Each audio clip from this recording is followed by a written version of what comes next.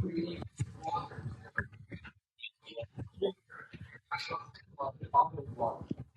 there are pumpkins to the left. Both sides.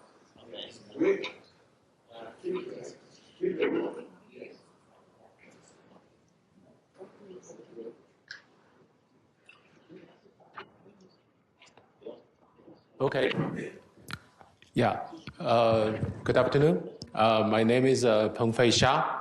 I have the honor to work in SPiNCOM from 2000 to 2005. Got my PhD there, and well, as you know, Professor, many of his students went to academia.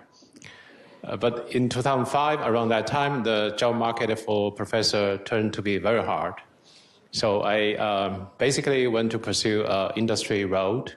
So here I am. I'm currently with Amazon, so working as an engineer in the industry. And I'm very honored to be the kind of a session chair for this one, along with Yanis. So I just want to say a few words before we start playing some videos.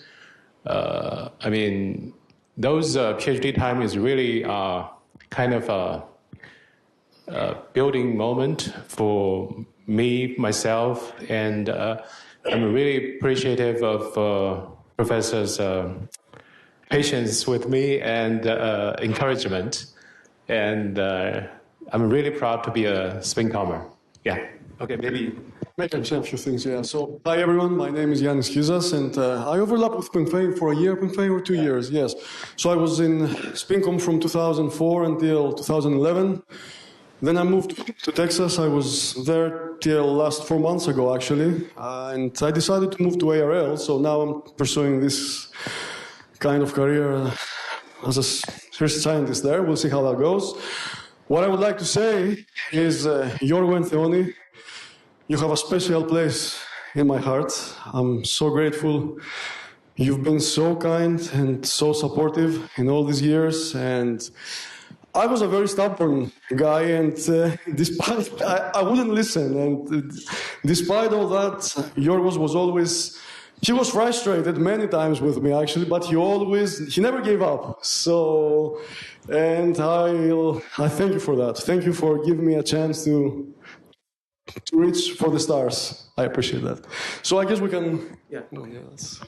So maybe with that, we can play some videos from Yorgos' high school classmates and undergraduate time.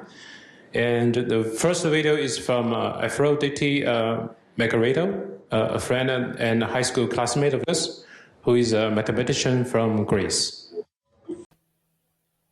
Hello everyone, I'm Aphrodite Megaritou, a mathematician from Greece, here to reminisce about my high school days in Corinth during the early 70s, where I first met Georgios or Yorgos Giannakis.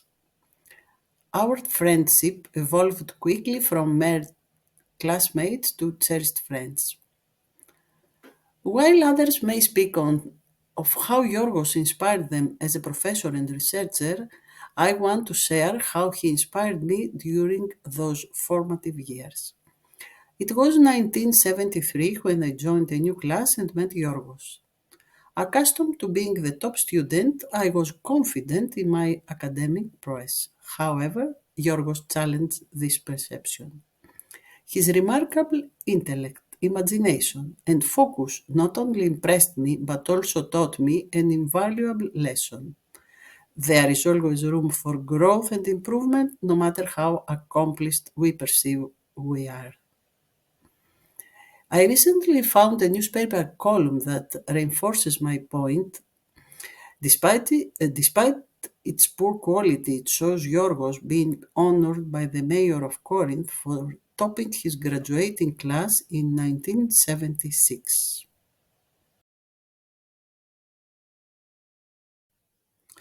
Yorgos' inviting personality and sharp intellect made him a favorite among classmates, not just for his academic performance, but also for his skill on the soccer field. Yet I think girls, on the other hand, valued his genuine character and keen intelligence than truly won admiration beyond his soccer skills.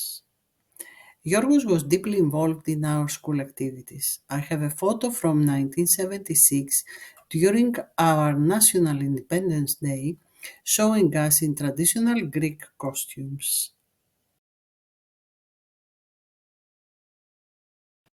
After college, we lost touch but reconnected at our 2017 reunion. I have included photos from both our graduation and the reunion. 2 years ago, we gathered again to celebrate Yorgos' induction into the Academy of Athens, Greece. The joy and pride are evident in our faces in the photos from the post-ceremony outside the Academy, as we reflected on how much Yorgos has achieved since our school days. Well, Yorgos, your journey from a cherished classmate to a richly accomplished academician, researcher, and mentor is truly inspiring. I'm immensely proud of your achievements and feel fortunate to call you a friend. Finally, I would like to mention here the support of Theoni. You know, there is a saying, behind every successful man, there is a woman. In this case, this is Theoni. Congrats, guys, and I can't wait to see you both again in your next trip to Greece.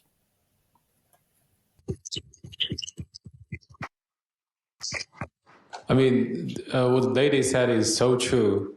Without the support from Theoni, I guess, I mean, Yorgos' life will be miserable. I mean, I feel the same way. I'm 50 years old now. I feel the same way. I mean, without the support from my wife, I will be miserable too. So with that, maybe we can start with our second video. It is from Nikos Ioannidis, a friend and electrical engineering undergraduate classmate of Yorgos, who is now a research manager with Intracom Telecommunication Solutions in Greece.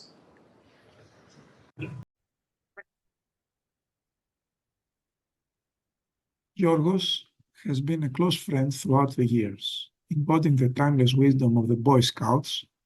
New friends are like grapes, but all friends are like gold. Our journey began in 1969 when my family relocated to Corinth during my final year of primary school. Our bond was made stronger over soccer matches near his home, where Yorgos displayed remarkable talent and leadership. Even amidst calls from his mother to tend to homework or attend English classes, his passion for sports never waned. Together, we engaged ourselves in Boy Scout activities, with Yorgos excelling himself as a Navy Scout and exceptional swimmer, often competing in local events. During summers, we found adventures in the Kalamaki area near Corinth, camping in pine forests and enjoying the seaside. It was here, several years later, that Yorgos would eventually build a beautiful home, a testament to his enduring connection to the region. Our friendship deepened when we both were admitted to the Electrical Engineering School of the National Technical University of Athens in 1976. Joined by another childhood friend, also named Yorgos, our circle expanded to include much of our incoming class. This period coincided with Greece's post-dictatorship era, where our university emerged as a center of resistance and political reform. Yorgos was characterized by his critical thinking and refusal to blindly follow trends, advocating instead for freedom of thought and expression, a trait he would carry with him to his new home in America. As our studies progressed, Yorgos' intellectual curiosity led him to dive deeper into electrical engineering, ultimately guiding him towards postgraduate studies in the United States. Despite periods of sparse communication following our graduation in 1982, the advent of the internet in the mid-90s rekindled our connection, surpassing even those with friends in closer proximity. In a beautiful turn of events, Yorgos' influence extended to the next generation, as my son Vasilis followed in our footsteps, graduating from our alma mater and later pursuing his PhD studies under Yorgos' mentorship. This wonderful development provided us with a chance to create even more cherished memories together. Yorgos' unwavering support laid the groundwork for Vasilis' blooming career as a researcher. In reflecting on our journey together, it's evident that Yorgos' friendship has been a source of enduring strength and inspiration, a cherished bond akin to precious gold forged through the passage of time and shared experiences. So the sun is actually here. Do you want to say something? No, hello everyone. I am, I think, very fortunate for my father to have such a good friend and my mentor, personal mentor. And I will say more later on my own piece. Thank you.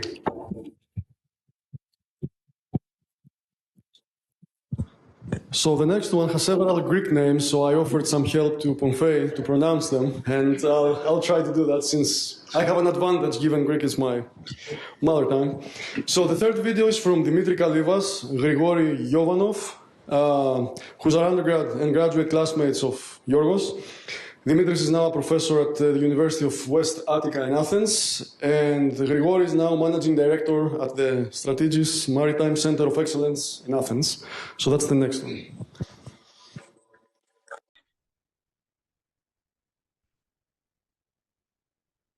Hello, everyone.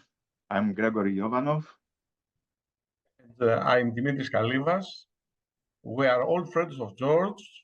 We first met as undergraduate students in the Department of Electrical Engineering at the National Technical University of Athens. Then we continued as graduate students in the Department of Electrical Engineering at the University of Southern California. I have known George since 1976. During our undergraduate studies, we spent a lot of time studying together, and in our free time, playing soccer and watching the games of our favorite teams. George liked soccer very much, and he was a very good player. Scaling down to our amateur level, his way of playing reminded me of Franz Beckenbauer. In my case, even though we were classmates with Georgios in our undergrad years in Athens, we didn't socialize much. It wasn't until we spent a year as roommates in California that our acquaintance turned into a strong friendship. So today I won't focus on George's impressive academic record, but rather share with you some highlights from the wonderful years we spent in LA as a USC graduate student. Shortly after arriving in California, we decided to share an apartment as roommates. After moving into our apartment, we had a few days off before the semester started at USC. So we decided to take a trip to Long Beach to visit a cousin of George's who lived there. Another friend gave us a car since we didn't have our own yet. George offered to do the driving, and off we went. But as soon as we hit the freeway, something seemed a little odd. George, have you ever driven on a freeway before? No. Actually, I've hardly ever driven a car. I'm a motorcycle driver. I must admit, it was an awkward moment. Of course, George is a fast learner. Not only did we arrive safely at our destination, but the rest of the ride to Long Beach was pretty smooth. This is George. Daredevil? No. Calculated risk taker. Once he had the mental model of driving a car all worked out, he was ready to give it a try. So sharing an apartment as roommates was full of such moments, along with long stimulated discussions about the art and science of signal processing or information theory. Many all-nighters we pulled throughout the years, and frequent visits to Beverly Hills Cafe in the early hours of the day, say 1 or 2 a.m., when we would take a break for a relaxing coffee before returning to do our homework due the day after. So these are some of the moments we have that have forged a life-lasting friendship with George. And that's how the time passed until after a year, when our dear friend Theoni, at that time George's significant other, decided to come to California, and I had to search for a new apartment. And that's when Dimitris also came to California. Indeed. I took my master's degree from North Carolina State University, and then George, after a travel to LA, convinced me to move to LA and continue for my PhD degree at USC. Concerning now his academic career, I don't have anything to add more. The quality and the volume of his work show the very high level of his achievements. During our meetings, I was always getting the opportunity to discuss the current research trends in signal processing and communications, and George was always updated. George, again, congratulations. I'm waiting for the time you will decide to slow down and spend more time with Theoni and your friends in Greece. What can I say? I'm proud to call George a friend, and my warmest congratulations for all his achievements so far and the ones yet to come. Thank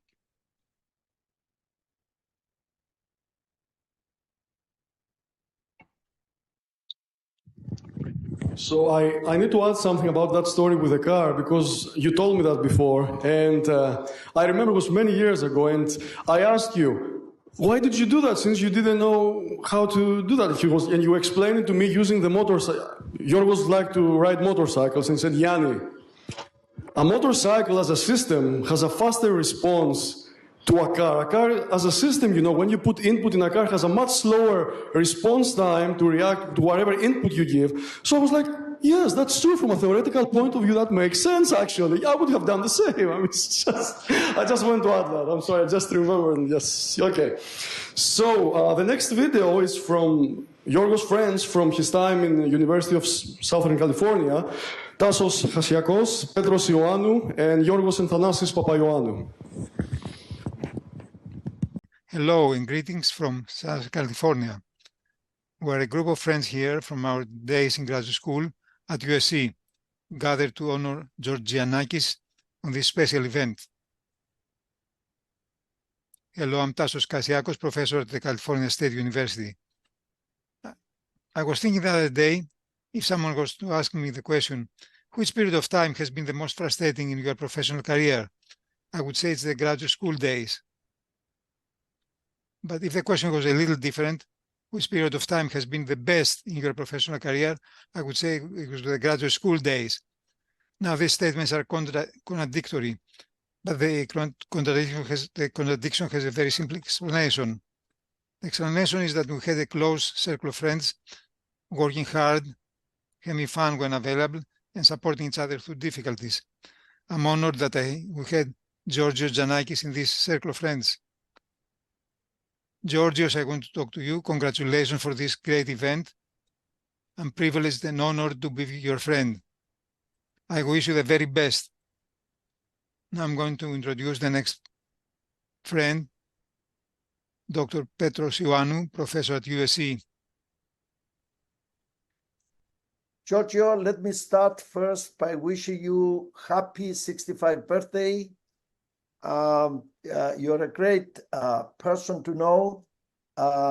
When I came to USC, I was a young assistant professor, and you were a young student. Both of us curious, stressed, but always with a smile. I remember you as a very happy person, hardworking, getting interested in everything.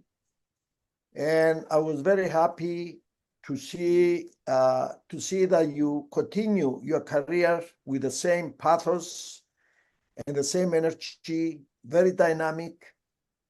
He made USC proud, and in particular the electrical engineering department, with your successes and your number of citations, publications. Everywhere I hear your name.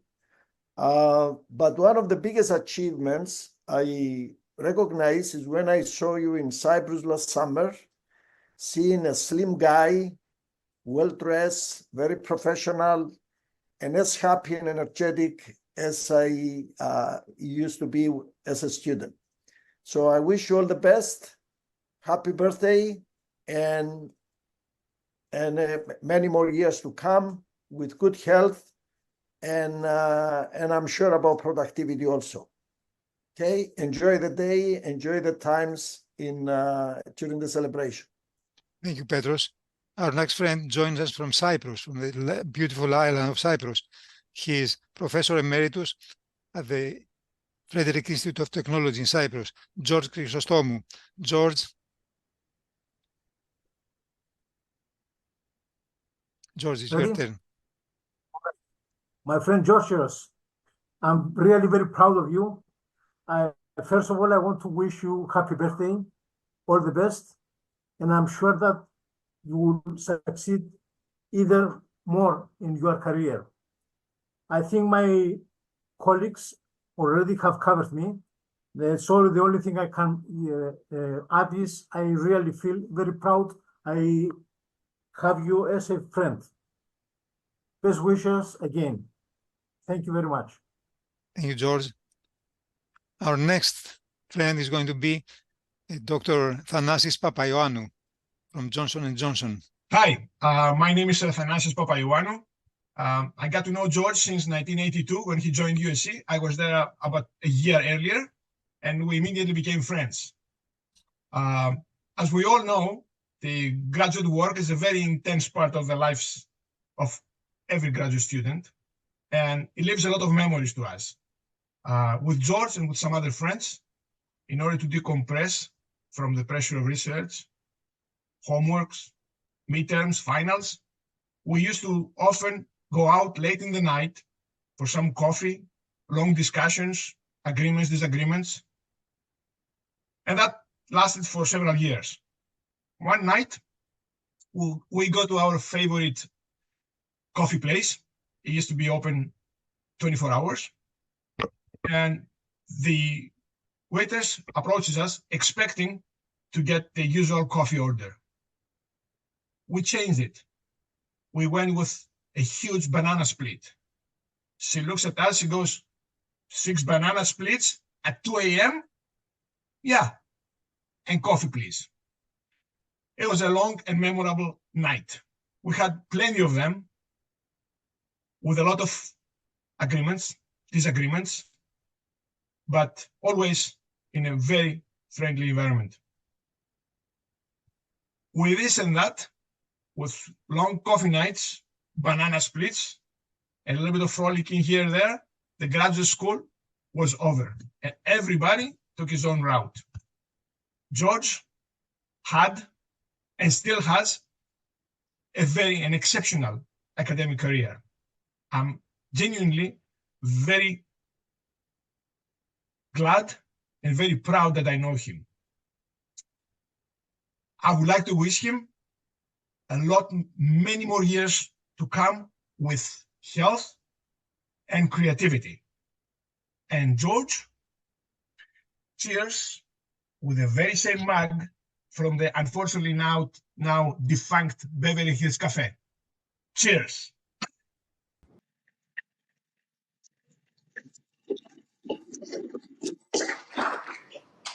All right, so that concludes the videos from classmates and friends. So I would like to invite up here Yanin Shen. So she's going to take over for presentations from advisees and collaborators now. So.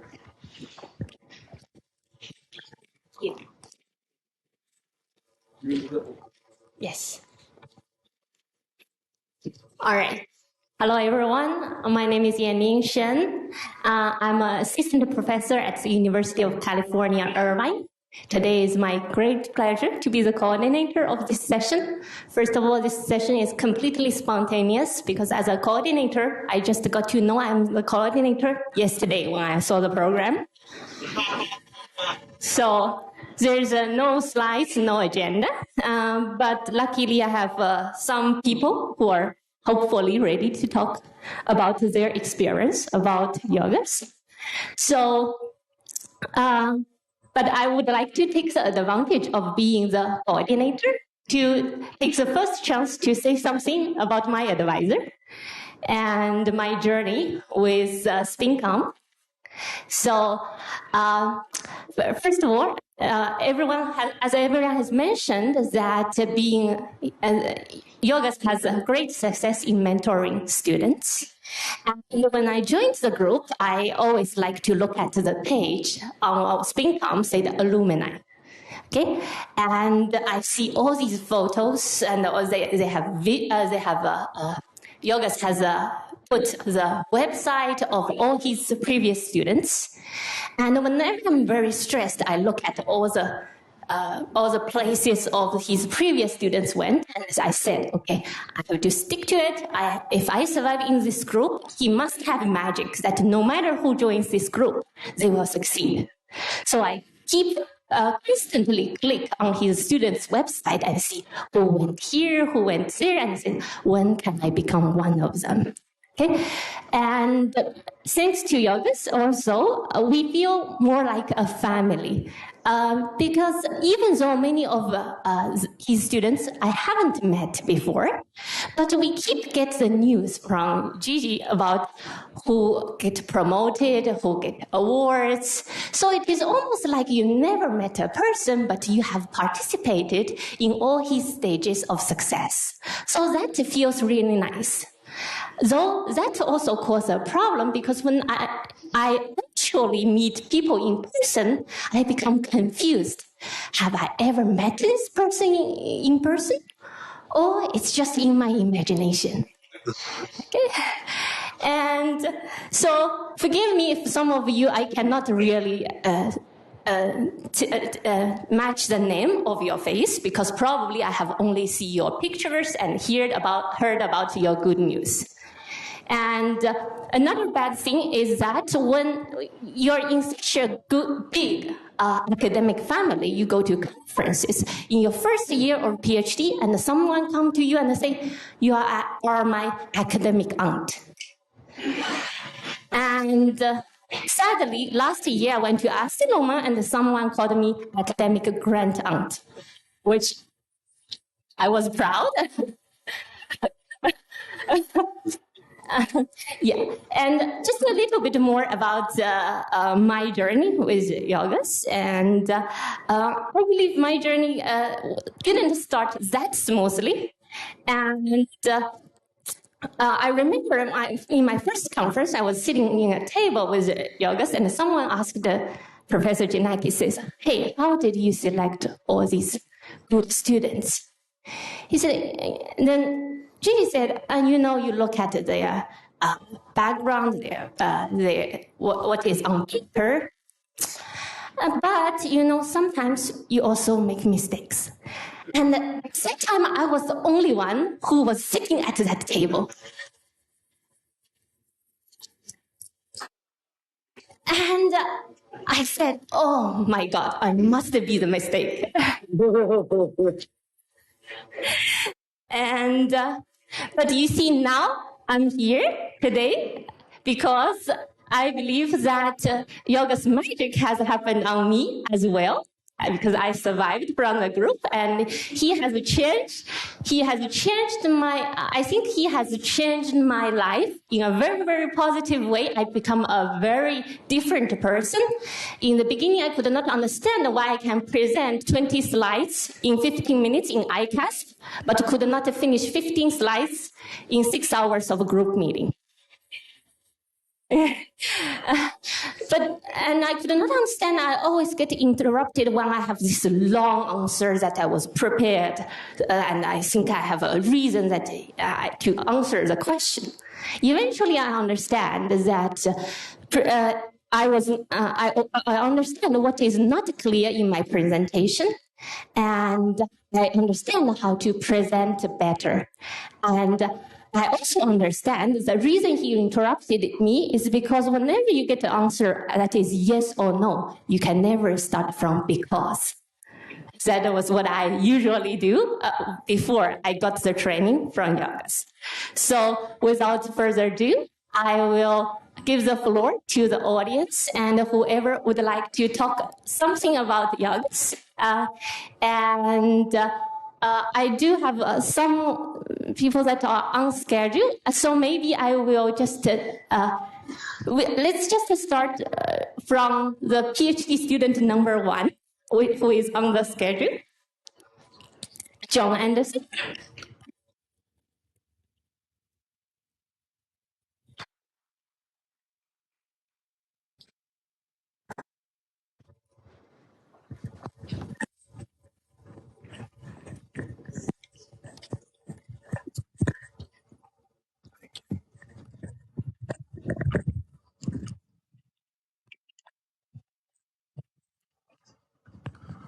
Good afternoon.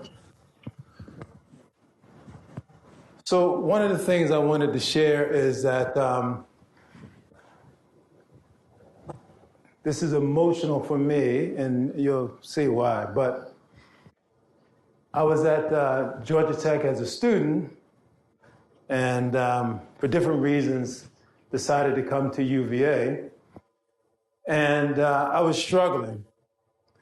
And things weren't going well. You heard, of course, that we all know that graduate studies can be very difficult, but it was more than that.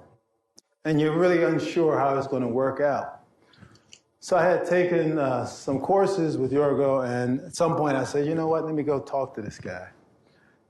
Not sure exactly why it even came to mind, but I said, you know, let me just talk to him. And it was just really just to talk to him to say, you know, I'm not sure what's happening, but I want to kind of figure it out, and I'm hoping that you have some ideas. But the point is that for whatever reason, he was able to convey a sense that he was approachable, even though he's a very self-confident guy. And I say that as a compliment. But I felt comfortable to do that, and it was a meeting where, and I don't say this lightly, for me, it was as if a voice had come to me to say to take this direction. It wasn't a natural direction for me at all, to go to someone in this way. And so from that meeting began a journey for me, which he has been a very integral part, as well as Theone. But during this time when I was struggling, I really had great admiration for his students. And that's absolutely true. And I think it's a testament to Yorgo and Theone that the first 5 students are all here. 3 from California. That to me demonstrates just how much of an impact he has had on us. And so imagine as a young African American trying to find his way, having the opportunity to really work with someone where you develop and begin to have the dreams that you want to happen in your life. So from that first meeting led to, again, this journey. And I'll never forget, there was this time where I'm trying to transition from what I was working on before to what I need to do to be a part of his group. And there are fundamental concepts that I just hadn't been aware of. And there was this one meeting where we spent literally 4 hours, if you can imagine. And I didn't realize it was 4 hours, right? Because I would have been embarrassed at least. But that 4 hours became 3 hours, and that 3 hours became 2 hours. And you see where it's going.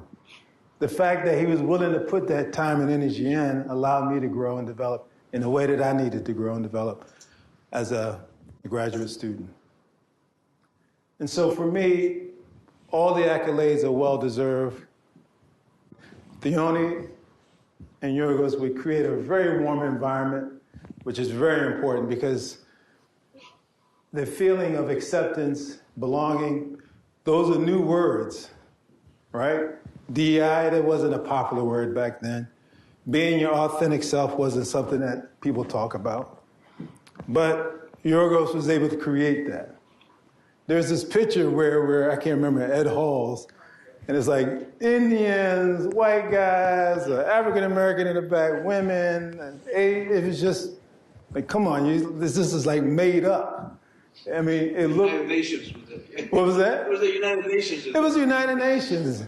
You know, Michael had a nice beer there, but it was just so organic the way it all came together that it was not contrived. It was just sort of who he was and who we were. I played harmonica, Amor played tabla. You know, we were able to be ourselves and not feel like you had to hide anything or not to be the person that you are. And so for me to have that was, you know, extraordinarily important. And I'll keep it brief, but there was one time it was at the conference that was at Johns Hopkins, I forgot what it was called. But it bounced. Yeah. Okay. So it's in my hometown, right? So my mom is excited, bring everyone over, and Yorgo, everyone could just be in that environment and not miss a beat. You know, you would think that maybe it's some transition. She's like bussing and meets my mom, and everybody's just going and having a good time. And she was just so appreciative that he thought enough of her son to be a part of our family. And so to me, all the other things are great, but at the end of the day, you know, I'm sure he's very proud to be able to look back at how it's impacted young people's lives, and of course all his collaborators, but I'm speaking from that perspective. So I'll be brief. I can see the link, but I'm the number one, so give me that moment.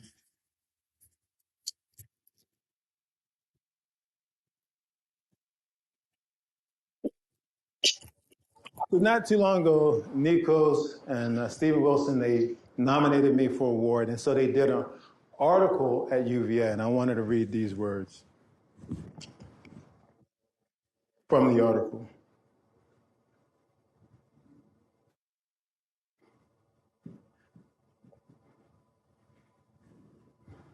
One of the things that impressed me about Dr. Giannakis was that his group was very diverse, organically, in my view. I think that's a real testament to him and his character, that he saw talent regardless of personal background, ethnicity, or country of origin.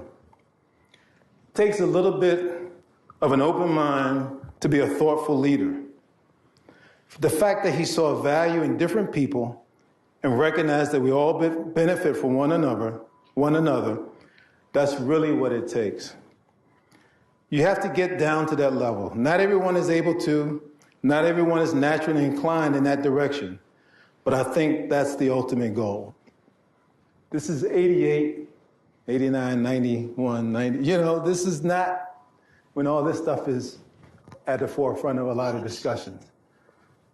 So lastly, as the Dean of the College of Engineering and Architecture at Howard University, I have the opportunity to impact many students who are from underrepresented groups who seek to become engineers, computer scientists, and architects.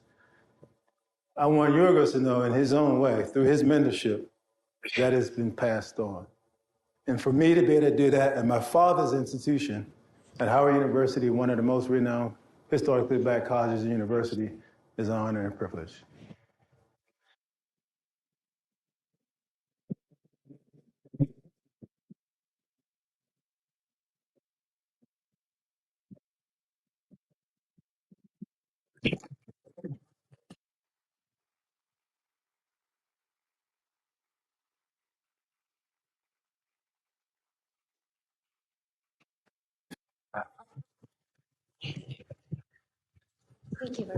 Thank you very much. Yeah. Several of us know that Our group has done and is doing and will do well in graduating top-notch people. They come in and they become perhaps at least as good as they are, but many around this audience will not know that each and every one of them is a special individual. And testament to this is what you saw with John.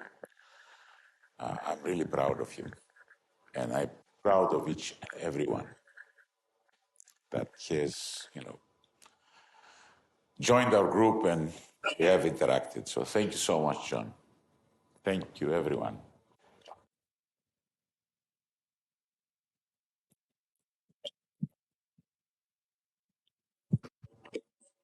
Top class in research, top class as personalities. Thank you.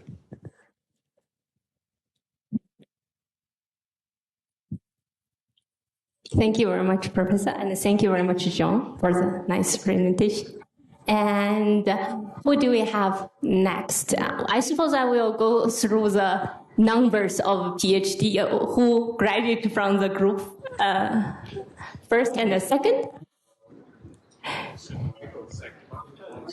Oh. Oh, okay. Then we. Sure. Yeah. She asked me to introduce. I'll just say one word. Yes, because Michael kindly agreed to introduce Greek names. So we did a little. Most of you know me, and I was among the first group of PhD students. We all graduated the same semester. We can't even remember who was second, third, or whatever. But all these guys are there. It's hard to follow John's testimonial, which was amazing, and this was the sense of family over there was just overwhelming. That was the thing I think shared by everybody. Anyways, I did a little video with when I came to UVA 1988.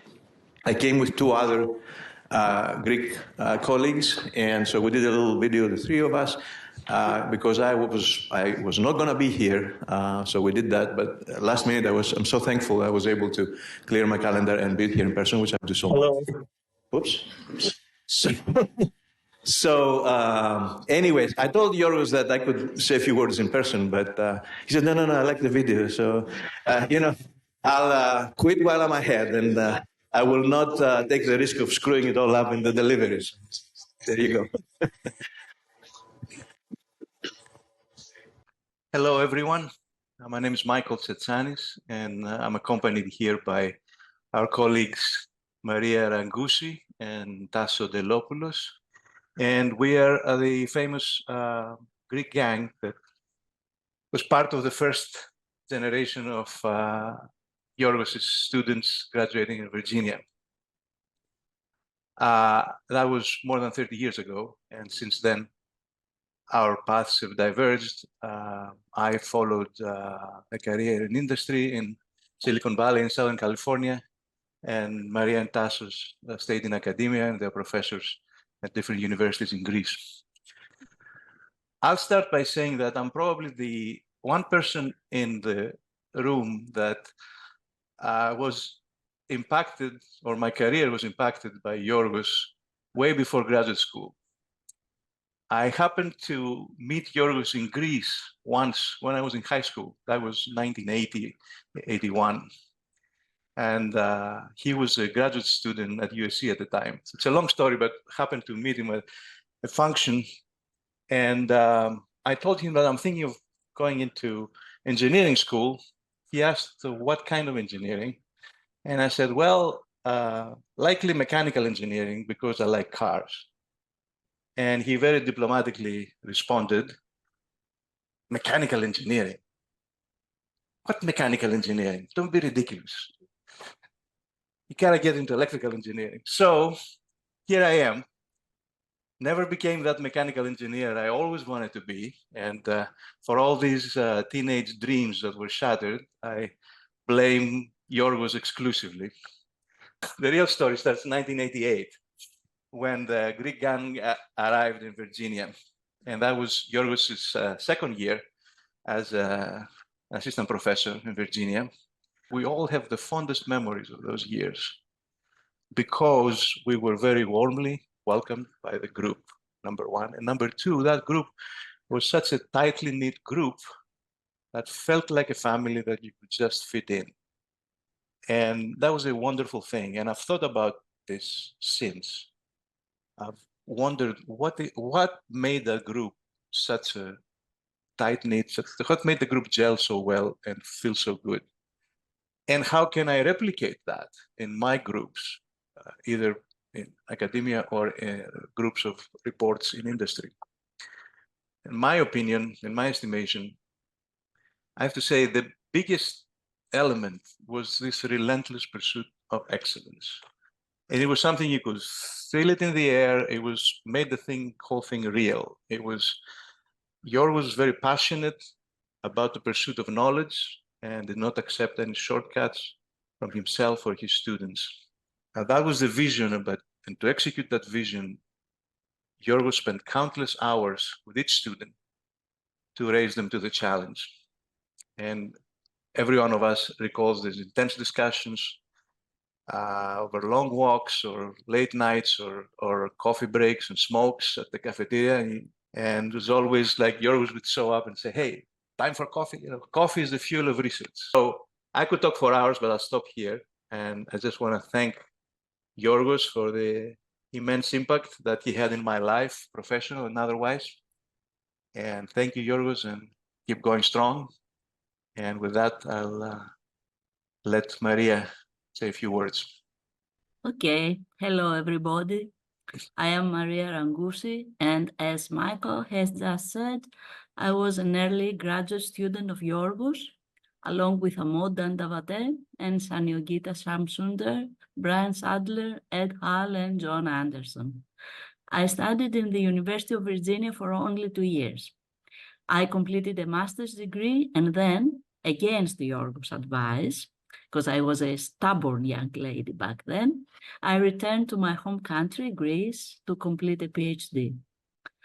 Looking back, I have to say that those 2 years, however short a period, have shaped my professional character and in fact have guided my steps up to now. Virginia was lovely. One of the pictures I cherish most in Charlottesville was springtime, all dressed in pink and white, with dogwood trees in full bloom, green, nature, landscape, climate, city, the UVA campus itself were all wonderful to my eyes. UVA campus was especially a welcoming place with those Jeffersonian-style pillars, ample spaces full of green and gardens and spots for us students to hang out, to relax, to take breaks, to hold discussions.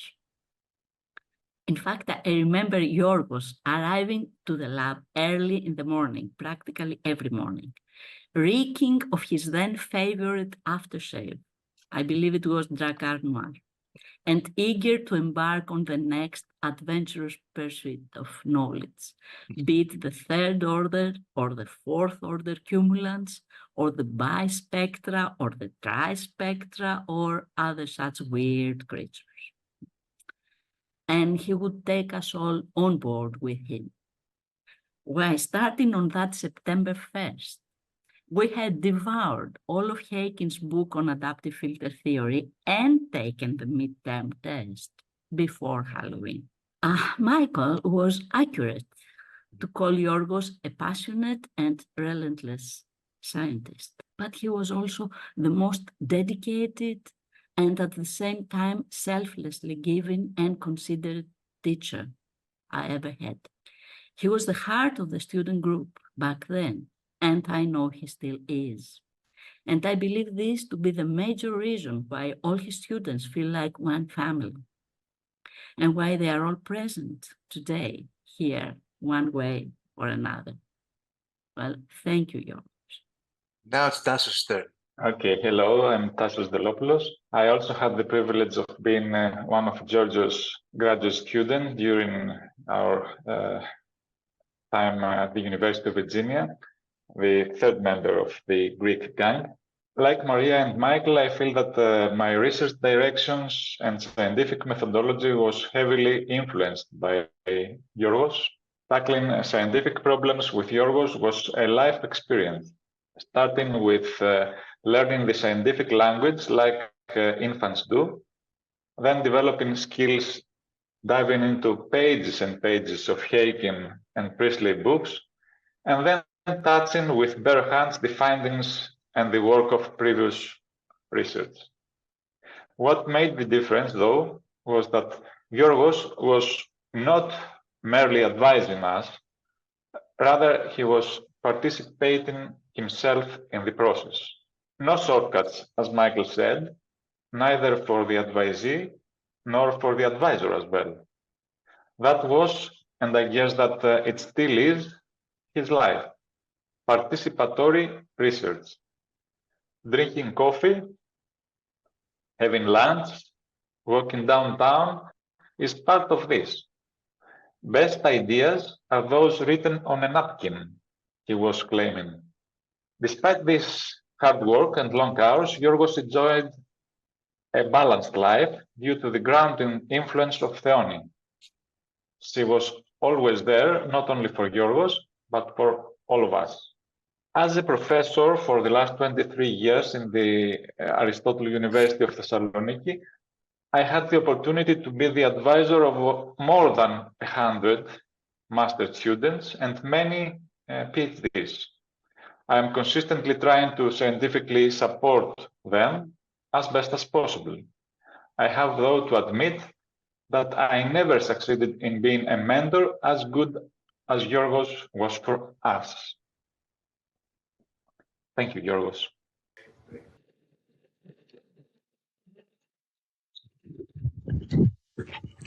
Yes. First of all, I agree with the presentations, which says that I aspire to become a good mentor as Yorgos, but I was not able to become as good as him. Yes. So next, let's go with the order. I have Brian Sandel. Thank you. So I had the privilege of being number 3. I came to UVA quite by strange, nonlinear, circuitous, accidental happenings, much to my everlasting benefit. You have impacted my entire career profoundly, and my family as well. So, I have many wonderful stories, but I'll only tell you one story, which is inspired by the Greek gang. So, after my first year at UVA, they cleaned out the building, they gutted the building, and over the summer when I was gone, they moved the grad students over to it was some big temporary thing, right? So when I came back in the fall, my friends they put up name tags on the offices, and mine said, do you recall, Brian Sadleropoulos? So I had been assigned to the Greek gang. And it is a badge of honor, which I wear to this day. After I got married in October and graduated in December, and Laurel, and we're such good friends with you. So it was a few years after that, we went to Greece for a conference, and then we drove from Athens to Corinth, and we spent time with your family, and it was just it was a really, really wonderful thing. This scholastic strength that we have, mentoring and reviewing. You taught me so many things which are, we take these to be incidental. How do you review a paper?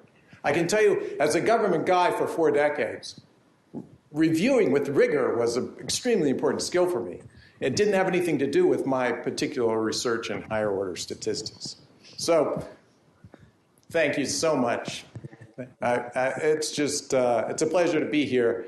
And, so the last comment is, the thing that that when I look back upon, it's this sense of community. We are all in a community. We all share this community. It's a small world, and you embody that. And like John said, you know, we strive to pass it along. I think we're in a better place because of it. Thank you, Yorgo.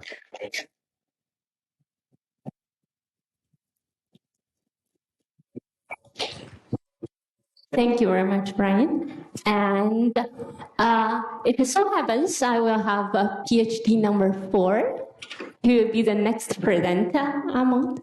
And don't worry, I'm not going to go through the order till PhD number 60. So we will still have dinner, okay?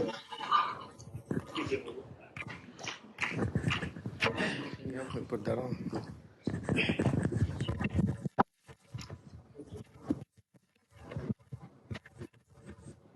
Thank you. Can you hear me? Okay, I'll just stand here, keep my hands free. Very nervous to be here. There's so much brain power. And I would consider it a success if I finish this without passing out this little speech that I have. It'd be silly of me to talk about Yorgos's accomplishment that's already been done. So I'll address the personal parts like my buddies here did. Maybe I'll roast him a little, if that's okay, Megale. So it was just an accident that I met Professor Giannakis. I happened to be in the signal processing class. Great professor, right? Cool guy. So I don't know, I was very impressed by him. At that point, I was looking for an advisor. I was at UVA. And somehow we had some good chemistry or my good fortune. It could be both, or definitely my good fortune. He accepted me as one of his students, and he gave me a job. So I was in his group. And when I got there, it was very humbling for me because up until that point, you know, I was one of those dreamy kids, you know, stay in your lane, don't break too many rules, you know, Hakuna Matata, that kind of guy. And Yorgos and the group was on a completely different track, especially Yorgos, right? He was so aware and intense and focused about what's going on around and about everything, as opposed to me, I was like always like whatever. And I was like, follow the rules. Yorgos was like, I will follow the rules if they make sense, otherwise I will not follow them. And so as a consequence, he racked up a stack of traffic violation tickets. So it's like 2 o'clock in the night, there's nobody on the road, absolutely nobody. Why should I stop at the stop sign? That's his argument. Of course, the cop at the other side of the intersection doesn't buy that. And as a consequence, you have that. And you know, at one point, I think his insurance company just recommended that you go for a remedial course, not driving, but a lecture. So he's like, and he's throwing up his hands. I was like, whoa. And so I think Theoni just said, no, you have to go. I said, okay. So then he figures out a way to do that. He takes 4 journal papers to the class. He's sitting in the corner while this instructor is very sincerely telling everybody, you know, there's one point that this guy wants to drive home. And that is, as he calls it, CS, common sense, right? You're in the traffic, you know, the speed limit is this much, the traffic is, what do? You use CS, common sense this, common sense that, blah, blah, blah. Then at some point, he gets annoyed, he turns to you, and he goes, sir, I don't think you're paying attention. And he goes, who, me? No, I'm paying attention. He says, oh yeah? Can you tell me what is CS? And without blinking an eye, he says, computer science. So that's the guy for you, you know, very passionate, focused about his work, knows, what he needs to do, goes after it with complete intensity. And that really changed me from a dreamy kid. It was like a wake-up call for me, you know. And I spent the next several years, I can't believe, accomplishing things that I wouldn't have dreamt before of, that I had it in me to do. Let me just look at what I have there. Well, there's a lot that I could say. There's not much time. I'm supposed to speak for 3 minutes. So I'll skip to the end point, which I was supposed to build up to that, but I'll just jump over to that. And I'd really like to thank Yorgos, not just Yorgos, Theoni Greka here, who made it all possible. Aristopoli, thank you so much. And happy birthday and best wishes for a great life ahead, productive life ahead. Thank you so much.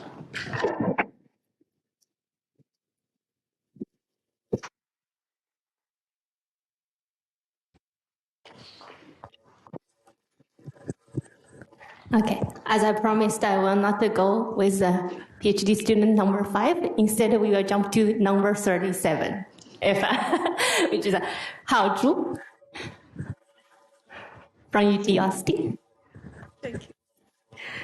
Thank you all very much. Yeah, it's great to come to this event and feel really, like many of you said, feel really fortunate to be part of the SPiNCOM. So many of you have commented on how Professor Giannakis has such strong continued dedication to his students, to his YZs. And this is usually done through discussions, technical discussions, group meetings. So I know that many of you said they have longest group meetings, 4 hours, 6 hours.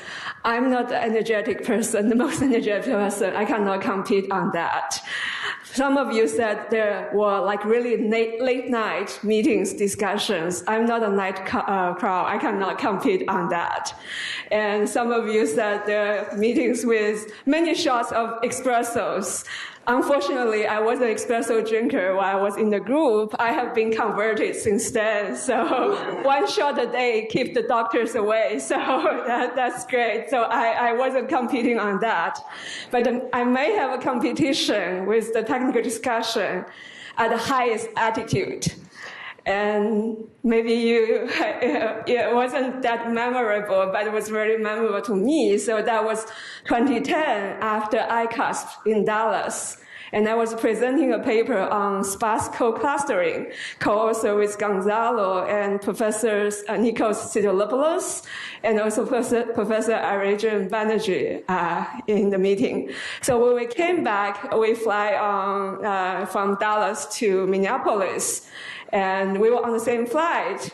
And then happens that we found an empty seat next to each other. So I was like, oh, I had this brilliant idea, so I want to talk to you. And then we got to talk in the cabin. You can imagine the noise in an airplane cabin. And we were able to communicate, and we used the napkin from the flight attendant to write down the ideas. I think I don't have the napkin. I think it was mentioned that it usually is used for communicating ideas. It was effective. Yeah, I don't have that anymore, but then, yeah, I think that was like the most memorable, one of the most memorable technical discussions I have. And then maybe we lost the idea afterwards, but then, yeah, that is Professor Giannakis. He always has time for the new ideas, whatever you bring to the table, and he always has time to you.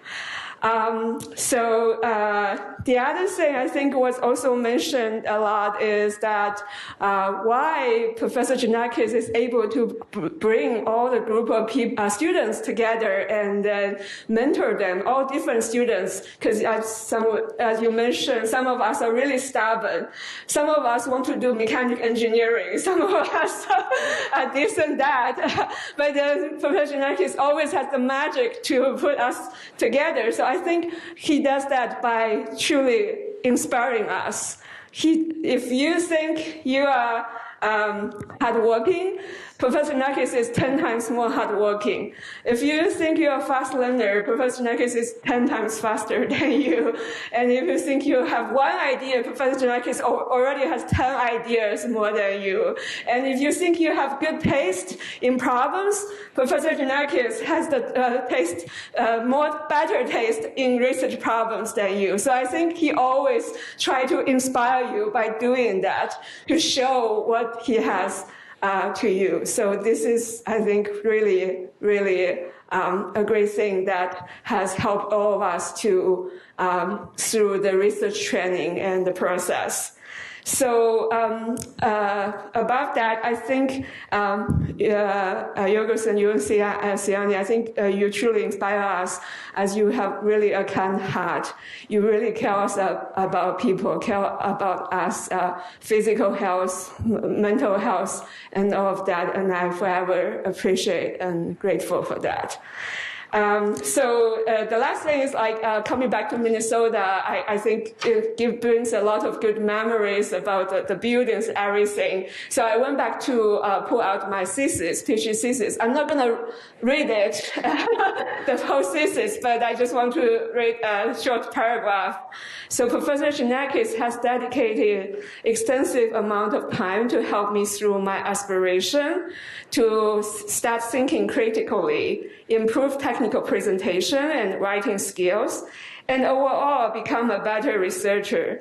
He has been a true inspiration for me to the extent that I now have a better understanding of what it takes to succeed, and to further my appreciation for the beauty of life. So thank you, Professor Xenakis. It's truly a privilege and a pleasure to have worked with you. Yeah.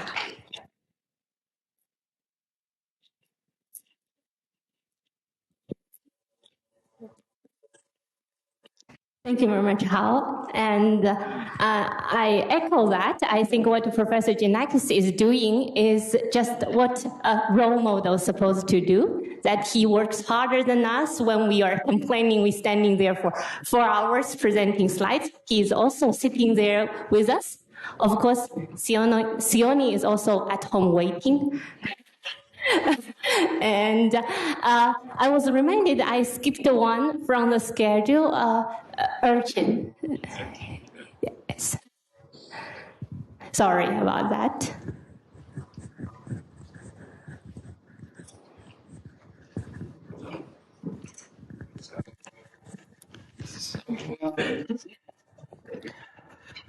Okay, I'll keep this in my hands. So thank you very much for organizing this session, and I feel very honored to be here. I am perhaps the last PhD student the last Mohican from University of Virginia. I'm the PhD student number 11. And I remember my first day when I came to Virginia that before I came there, I asked my advisor in Romania, Peter Stoica, okay, what I should do. I mean, and then he advised me, go and work with Professor Yorgos. He is the superstar.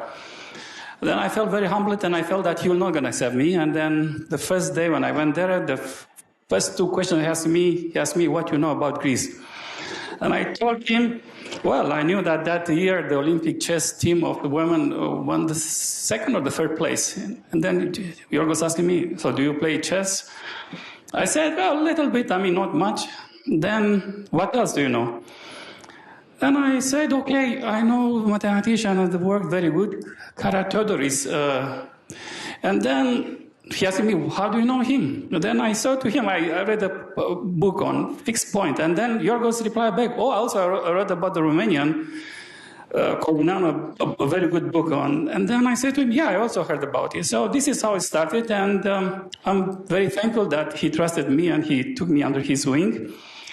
And I feel very humbled and very grateful that he took us. And I remember that year when I arrived, also Robert Heath was there as an undergraduate, also Chihan, who is in Arizona State currently. And what I want to mention to me, and perhaps this is something that will remain, for the rest of my life, is the fact that many of us were completely unprepared. There were students, undergraduate, who just finished. We didn't know how to write a paper, didn't know how to even read a paper. And Yorgos had tremendous patience. And in fact, he wrote the first draft of the paper. I remember he had a yellow notebook. He wrote himself the whole paper from A to Z. He was just actually directing us the simulations, what to do, how to present. And I remember very well that we had weekly seminars, the group. The seminars were scheduled to be for 2 hours, but in reality they were going up to 3-4 hours. And also we had individual group meetings, and those were initially scheduled for an hour, but usually they used to go for 2-3 hours. And in addition to that, I remember very well that Yorgos would come every morning and ask us what are our problems, how he can help us. And truly, but besides all of this, what I greatly appreciate are the words of wisdom, actually. The fact that Yorgos guided us very well, okay? He explained us what it takes us to succeed, how to do the things, how to dress up, how to do interview, how to everything. So even our lifestyle, I remember some of our colleagues were not actually really that active, and Yorgos really explained to them, look, my previous students, how they did, how they succeeded, and so on.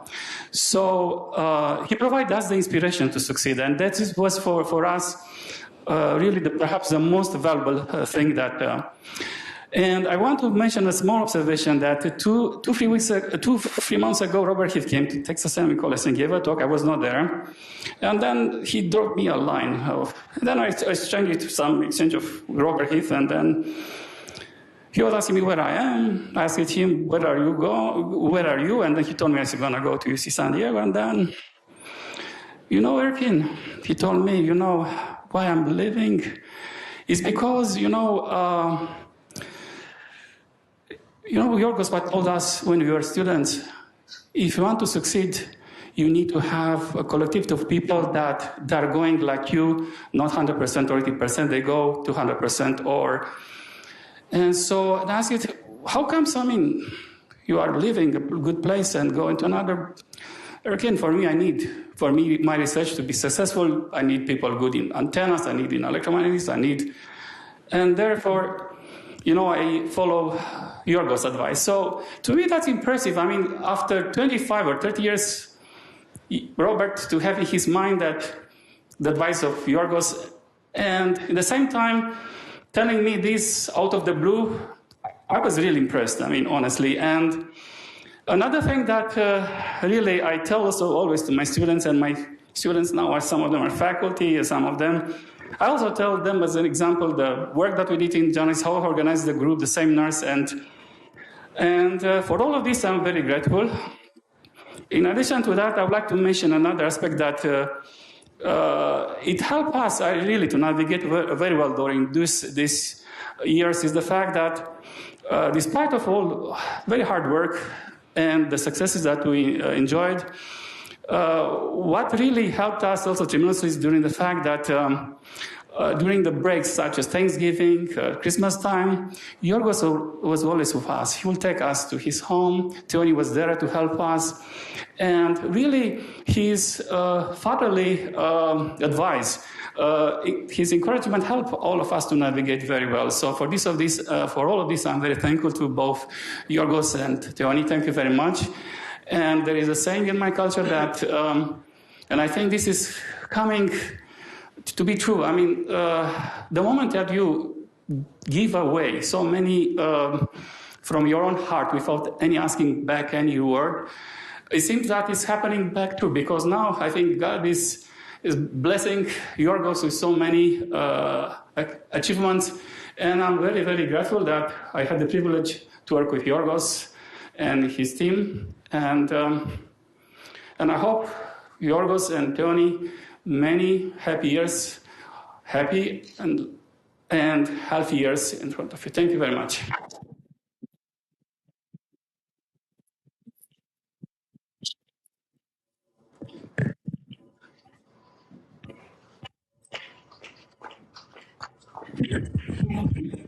Next, I have Vasilis Katas. you have a... Thank you, Anin.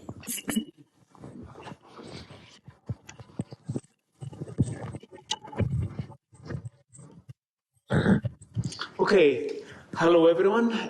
My name is Vasilis Kekatos. I'm with the EC department at Purdue University. I did my PhD in Greece, and then I came to the University of Minnesota, and I stayed for quite a few years. So essentially, I got a second PhD with Yorgos. So I had the honor to be mentored by Yorgos as a postdoctoral researcher, and many people before earlier today and yesterday have talked about his stellar academic trajectory, and Nikos today. So I wanted to add how impressed I am by his agility in research. He has an infinite pool of ideas and tools that he can swiftly apply to different application domains.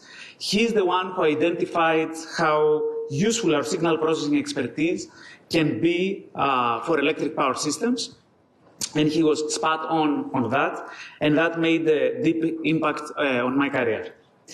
Yorgos has not only been an academic, amazing academic father, but also he's an incredible godfather to my first son, Liam, that he will join us tonight at the dinner.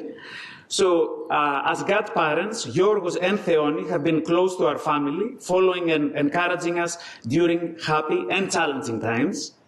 And we appreciate how much they love and spoil our kids. There is a Christmas influx of gifts. We just got the influx of Easter, Greek Easter. There is a constant flow. Over the years, we have enjoyed partaking in the dinners and gatherings hosted by Theoni and Yorgos. Those dinners feature a bounty, a plethora of dishes from our countries that make us feel really at home. How thoughtful is that? They have always been welcoming and generous with their hospitality and care. At these gatherings, you will certainly hear Yorgos telling interesting stories and jokes from Corinth, Athens, California, Virginia, Minnesota, and the entire world. Our 4 conversations would usually end with a joke as well. Fellow SPiNCOMers have enjoyed such stories during lunch in the kitchen of DTC at the University of Minnesota, across the mall. Yorgos has had so many rich experiences related to travel, food and wine, soccer, great friends from around the world. He shares these rich experiences through his stories. He has mastered the art of storytelling and wordsmithing. I feel this is one of the secret ingredients, perhaps the secret sauce, of his success as a researcher, educator, and innovator. Explaining things in a clear way, breaking down chunks of knowledge into small pieces, and reshaping those pieces to put them back into a new, exciting, and surprisingly pertinent form has been a great talent of his. Thank you to Yorgos and Theoni for being in our life and shaping our careers in such an instrumental way. Thank you very much.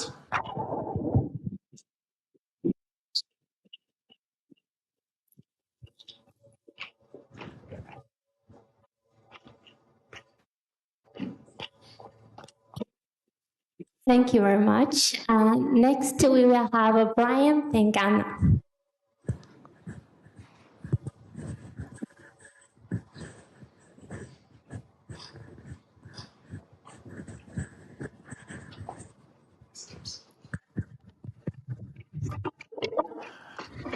Thank you, Yanni.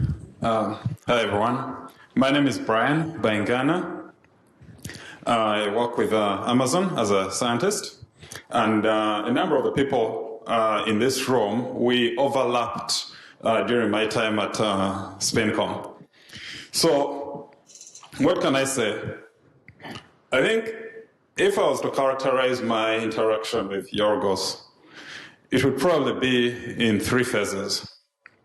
And the most interesting one is probably, how did I get into SPiNCOM? So for many people, the journey involves understanding something about the research that was being done at SPiNCOM.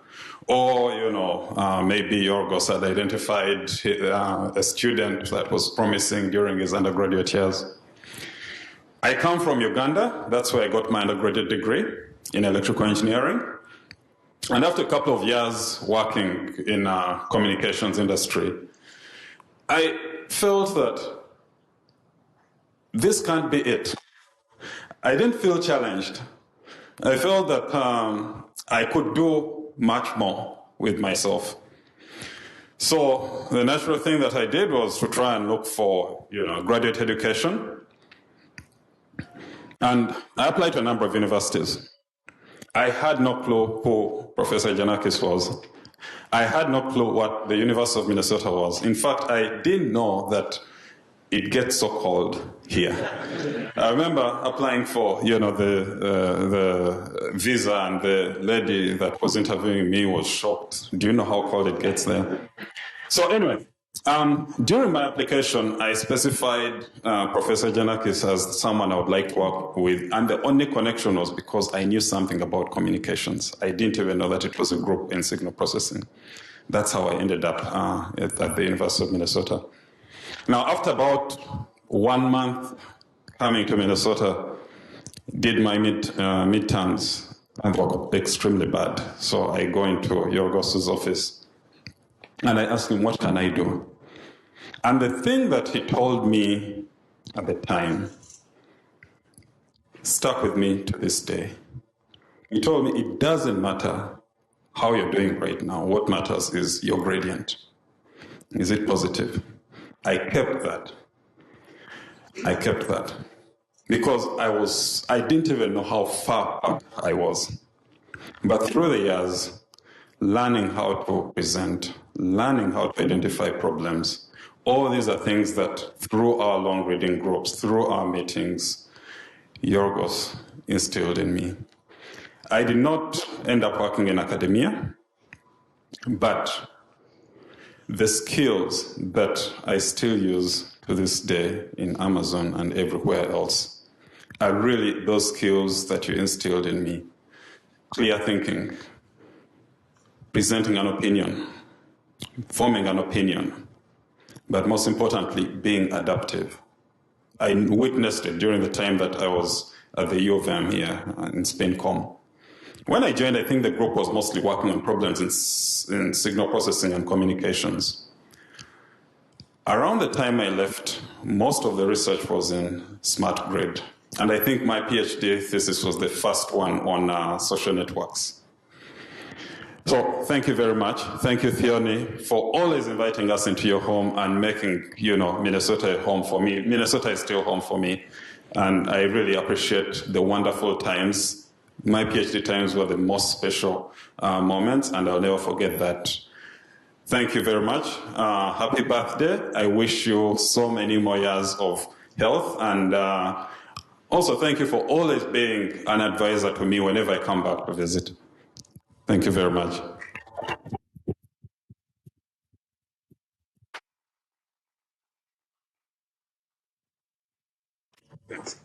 Thank you very much, Brian. Let's see. Next, we will have Qing Lu.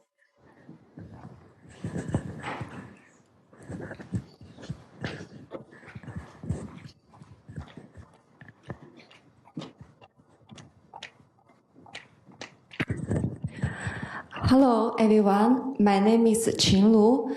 It's my great pleasure to speak in front of you to express my gratitude for Professor Giannakis. So I spent 5 years as a postdoc with Professor Giannakis. And in my mind, he's much, much more than an academic advisor that helps us navigate through the academic world. He's more like a father-like figure that cares deeply for his students and postdocs. So he once told me that all his students and postdocs are like dollars and cents to him. And for me, he has taught me many things that I hope my parents could have told me, like how to talk with people, how to speak, how to write emails. And as a parent, he really cares for his academic kids, and he pays a lot of attention to his students and postdocs. And I found that he has a very good eyes and very sharp senses, that he can sense all the little secrets of his students and postdocs, but he pretends to be cool about that. He pretends to know nothing. And also, as a parent, he wants to unite his kids and wanting his kids to support each other. So when I moved to Georgia last year, he connected me with Xiaoli, and he asked Xiaoli to help me out if I needed any help. So I was very grateful for that. So I was very, very fortunate to have been advised by Professor Janakis and being part of the SPiNCOM community. And I have one fact to share with you, that SPiNCOM is not good at producing good researchers and professors. It's also very good at producing married couples. So we just counted this morning that there are at least 5 married couples that are from this group. I think Vasily can elaborate more on that. And to me, Professor Janakis has a very special personal character. He's like extreme, like perfect mixture of rationality and sensitivity. He has a very caring nature that I remember that like 2 years back when the Ukraine war started, he was so sad about people who suffers from the war. And he can always understand my personal situations, and he always supported me along the way. And as pointed out also by Professor Sideropoulos, that Professor Janakis is is not unlimited. He has many, many interests, and in the outside research, he knows sports, and he also have good taste of fashion. He always have the perfect outfit. If you have observed that he always wear uniforms during weekdays, but wear casuals during weekends. And he also have his watch match his outfit. And he has many watches, of course. And also he can make one of the best coffees I have ever drank. And he always feed us with good coffees after long discussions. So to sum up, I really think Professor Janek is a very, very good advisor, and I'm very, very fortunate to be one of his mentees. And so happy 66th birthday, and 66 means double luck in Chinese. And I wish you and Fiona all the happiness and all the health for the years to come. Thank you.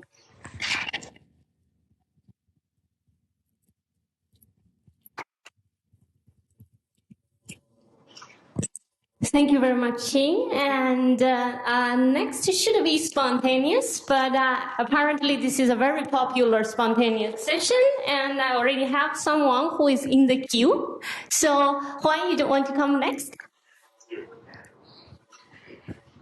Yeah.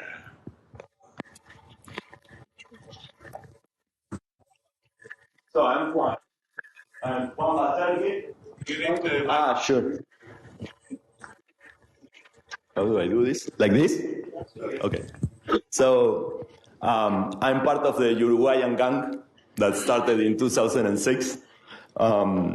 Yeah, I came here, and I remember the first meeting in his office. I said, "Oh, how big the Minneapolis airport is." And it was a time where there were only one terminal and I think 2 carousels. So I remember Alejandro was there, and both gave me a tender smile. And then I got the first paper, and it took me like 10 days to read it. In my defense, it was Cande's paper, which was kind of hard, so it's like, he took me with a hard one from the beginning.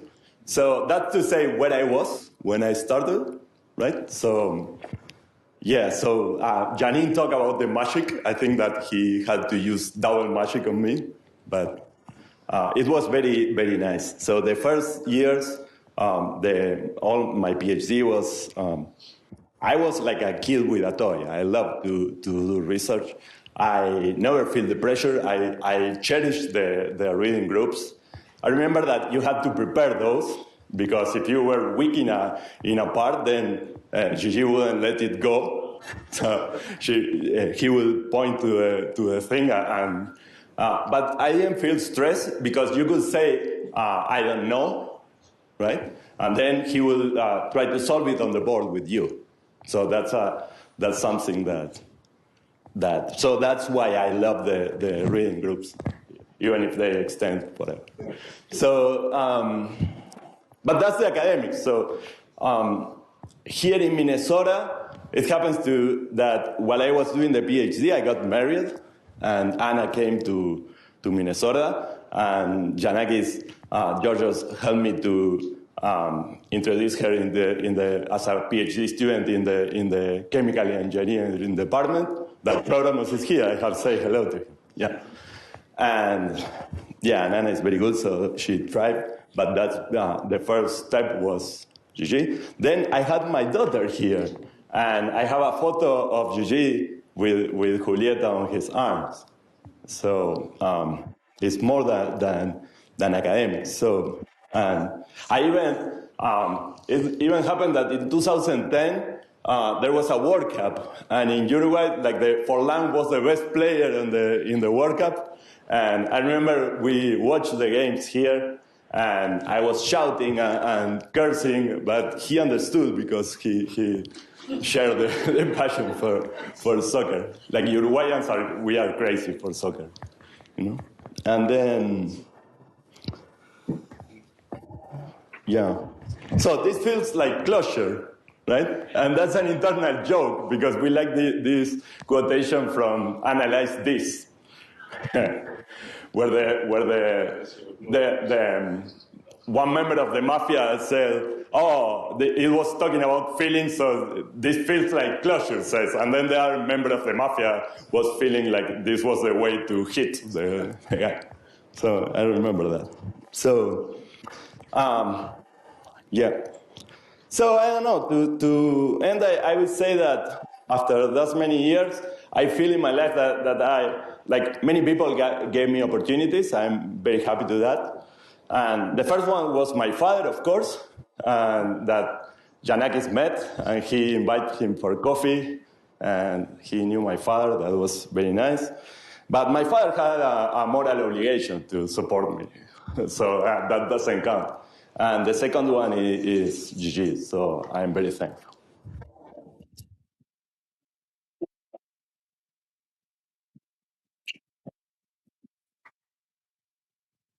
Thank you. Okay, I see there's a competition here. You do have to decide who goes first.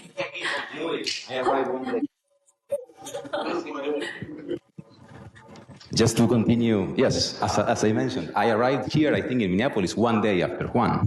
And then also our birthdays are 1 day apart, April 14 and 15. So we've celebrated together many times. We played ping pong, and I think we played against Yorgos sometimes over there. So a lot of fun. What can I add at this point? I don't know. Juan talked about soccer, and then Nico said, okay, I'm clueless about soccer. I cannot feel about that, but well, that's my passion as well. And then something that we shared and strengthened our friendship, of course, beyond research and so forth. We've watched so many games together, probably at inappropriate times or whatever. I remember sneaking out of a Silomar's sessions just to see some Olympiacos, Chelsea, whatever in the afternoon. Even out of a wedding of a nephew, right? I'm sorry, Theoni, but we did. Important game, Russia-Greece, that you won. I remember driving back to Corinth, hearing like for whatever, hour and a half, the radio commentator saying how great that victory was. And we met Skisas there, but it was not him, it seems. But anyway. Yes. And then, yeah, just some other last anecdote I remember. We started sometimes, we're watching, again, Champions League for those that follow soccer. Typically, games are, like, unfortunately, middle of business day, because it's at night in Europe. Here it's maybe 2:30 p.m., Tuesdays and Wednesdays. But then, yeah, sometimes we were, Olympiacos was playing or whatever, and then we were setting some time aside to watch the game. Then the challenge, right, was people might come and knock the doors, or remember how to turn up the volume immediately and then just barely open the door saying later, because again, the TV was on the back and whatever. But then, that happened. But that takes me also to very good friends from back in the day, and a very funny story. I think it's one of the best jokes that was pulled back in the day. One is a good friend, Ketan Rajawat, that he's now a professor in IIT Kanpur, I think. Yes, Ketan. And then the other was Daniele Angelosante, an Italian. He's now in Amazon, I believe, in Switzerland.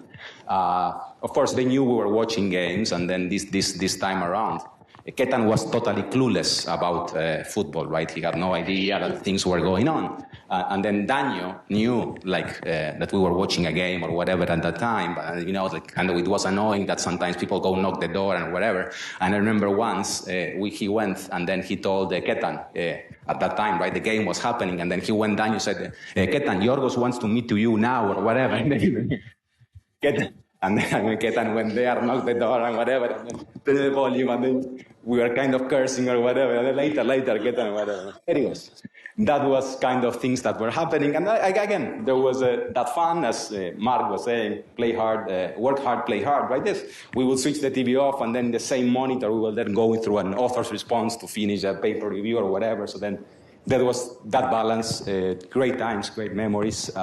Thanks for creating that environment. Yorgos, Theoni, thanks for your friendship. And yeah, it's a pleasure to be here. And yeah, glad to have this family.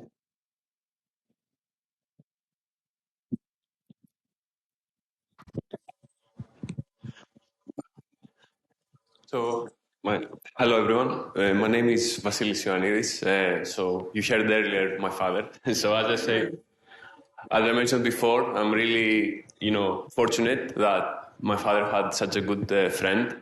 But more fortunate I am that I had such a great advisor and great mentor and great friend, actually.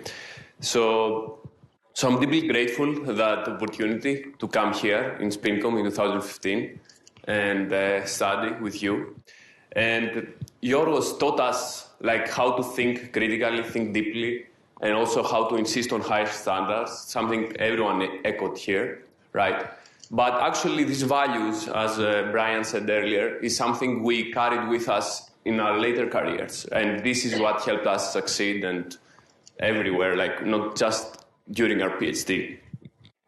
So his large network of people here that we all see together, provides us great collaborators from whom we learned a lot. And also, great friendships that were formed over these years.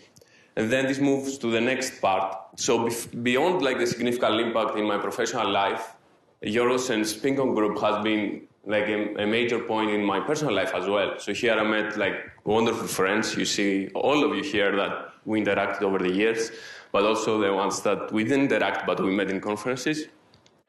But also, my wife, I actually met my wife here. So it was 6 years ago in Minneapolis when she was visiting from Professor Sergio Barbarossa research group and from Rome.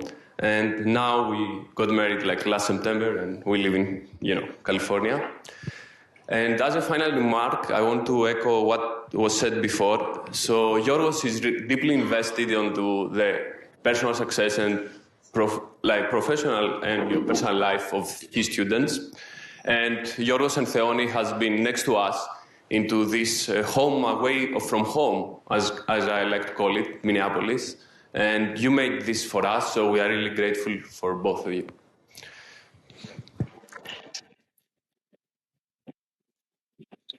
Thank you very much, Vasilis. Well, I get a lot of people in the queue. Apparently, the 60 PhD graduates and the 30 postdocs he has mentored has, even though I didn't go with the order, still many people want to talk.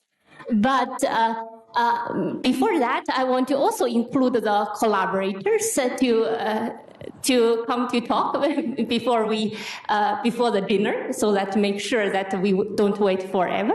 And the next spontaneous coordinator has asked me to introduce the next speaker. So we will start with the collaborator, then we will continue with the spontaneous input. So Swami, do you want to?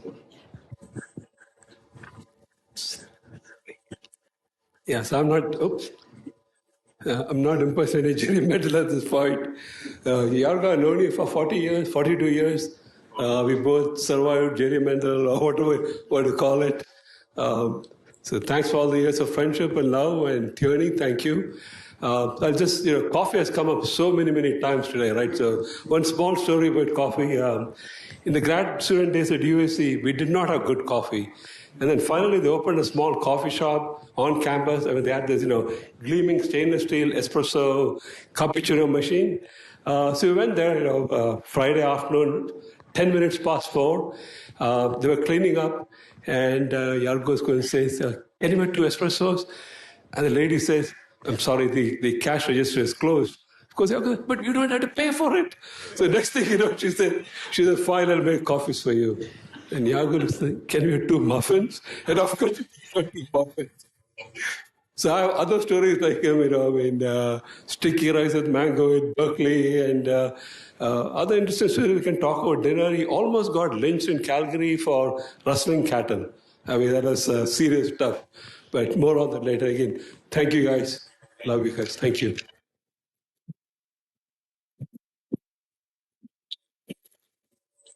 All right, then we will continue with the queue. And Antonio, you have been waiting for long.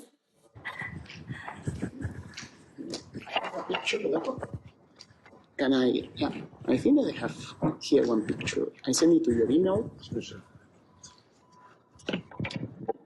So, yes. So thank you, or hi again to everybody. I think that today, now, at this time, I'm not Antonio, I'm number 29. Okay. So I was listening to so many stories and I share them. So there is maybe not too many new things to add, okay, but maybe to tell them in a different way. I remember once, for example, I saw Vasilis and Elena like walking, holding hands when things were not public. And then he asked me, please don't say anything.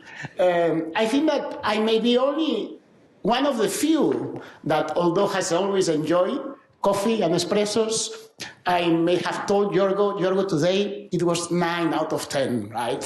I think he was looking down. I said, I know. I mean, the beans are not so fresh, or I press it too much. But I really enjoy that. I enjoy our walks when it was cold, when you used to smoke, and we were to the corners of the parking lot, that instead of being -20 was only -15, and we could discuss things there. Okay. Doesn't work? So many things. I remember the soccer games. I remember the day that Christmas 2006, that you called me on Christmas Day. You send your best wishes, and you also told me that it would be ideal if I could defend my thesis 6 weeks later, right? And up to that point, my thesis was an empty page, so I had to devote the next 4 weeks of my life to write the thesis in 4 days, but I'm very grateful for that.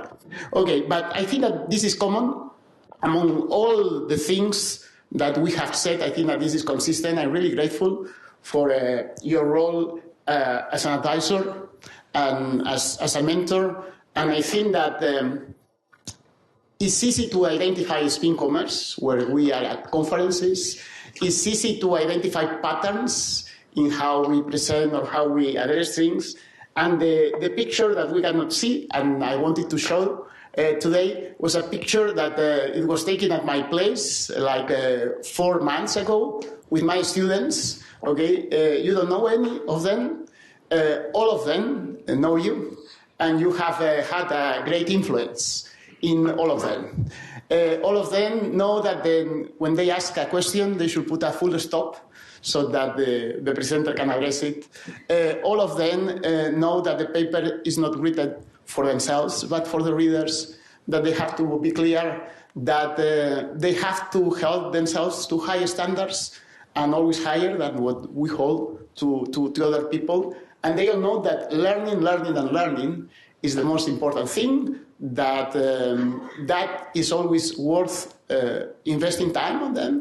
And just for you to know, we not only do or organize reading groups, now even when I'm traveling, they organize the reading groups without me being there. So for all that, for that mentorship and for so many things, I'm very happy and grateful for being one of your students. Thank you very much.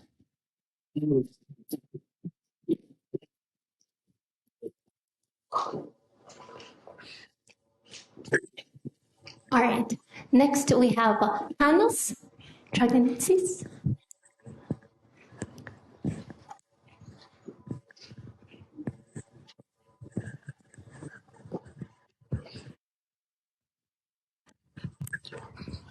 Hi, everyone. I'm Panos Draganitsis. I know it's spontaneous, but I have been preparing something for the past few minutes, so I don't want to forget something. Right. So I'm going to start by saying that I'm from the 2013 Greek, Iranian, and Korean cohort. Like those 4 people, and it was my first time coming to, actually second time coming to the US, but the first time I was 3 years old. So, and having a cubicle of my own and working in it. And I have been very lucky and fortunate to be a PhD student and a postdoc under Professor Giannakis. He has taught me so many things. He is always inspiring and he always challenges his students, but at the same time, he's immensely proud of them.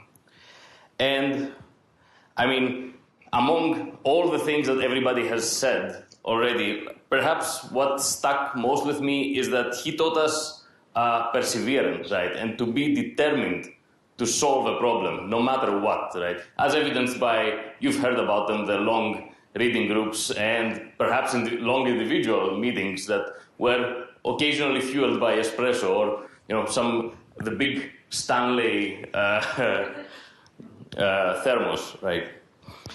Now, the other thing that Juan touched upon is the value of the 3 words, I don't know, which, because if you were on stage presenting and you didn't know what you were talking about, you were in trouble, right?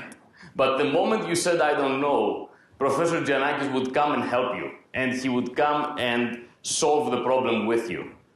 And that was actually amazing. Now, the other thing I want to tell is that the other thing I learned is how you can recognize who enters a room by the sound the door makes. In case I was slacking, you have to alt-tab onto a different set of slides. Right?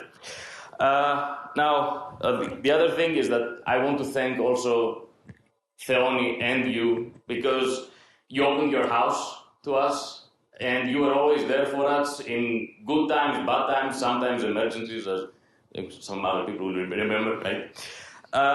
And, you have made living in a foreign country easy. And that is, again, I cannot remember a word, but now amazing, I'm going to say. And I also I sent a photo to Kostas. Okay. Maybe we'll see it later then. Okay, thank you so much. Happy birthday. Thank you very much, Panos. And we have Nassim. Do you want to go next?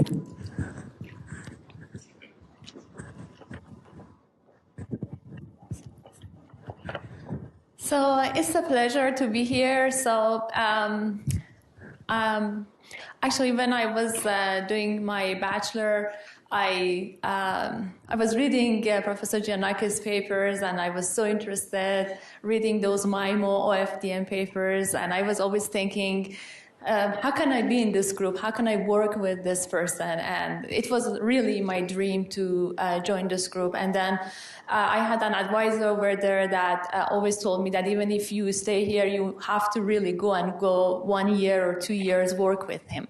So he passed away, and then I applied for here, and he accepted me, and it was like, I was so excited, and I didn't check the temperature.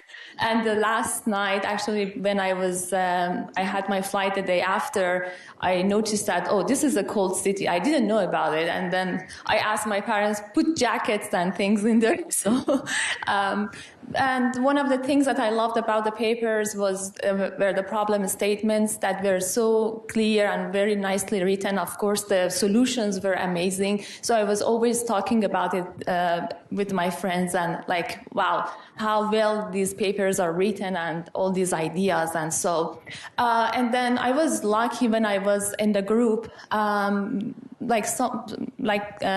new areas like smart grid and networks were developing, and I learned how to use those tools in a new application like a smart grid, and how we learn about all those new things like a new application and how we can fit all those tools in that. So we had long meetings, as everyone explained, and those 3-4 hours, I remember like when I first joined, I had prepared a presentation and I said to Professor Giannakis, I'm going to give you a presentation, come to your office. And then when I told my friends in there that I'm going to give a presentation to him, everyone was so worried. Like, oh, really? You want to do that? And let's sit and see what you want to present. And I received so many questions because to me, I mean, a presentation was like something like ICAST, and I would just go and say these things. And I didn't know like each slide could take like 1 hour. So I was quite shocked. So there were a few keywords that I learned when I was in this group. I learned a lot. I mean, I was so lucky. I was in a group that were so strong, and I learned from everyone. And of course, Professor Giannakis was like always helping and a great mentor. But the keywords were like always be clear, succinct, and rigorous. So, and these keywords are always with me. And whenever I look at anyone is talking, is he clear? Is it succinct or like all these things? And I always check on myself and make sure that I'm following that. And at the time it was hard to follow all this, but I see this, and I'm not sure if I really got to even 50% of that when I graduated, but I'm really learning even now, and I'm trying to get to the maximum possible for these few keywords.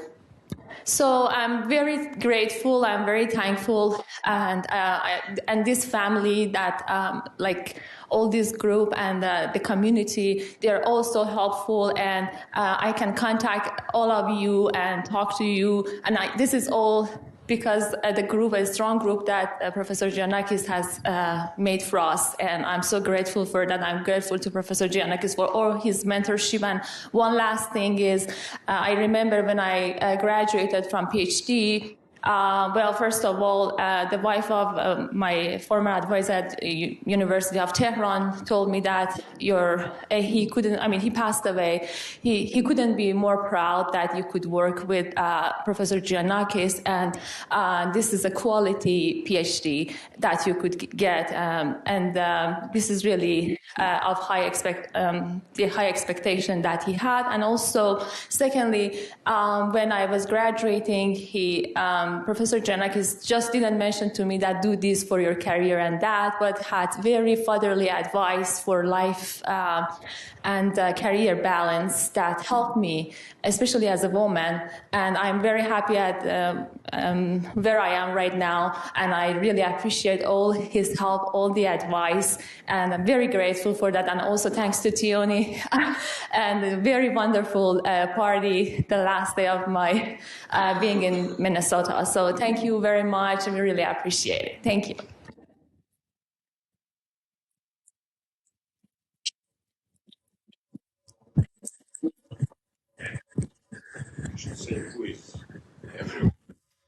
That's okay, I can introduce myself.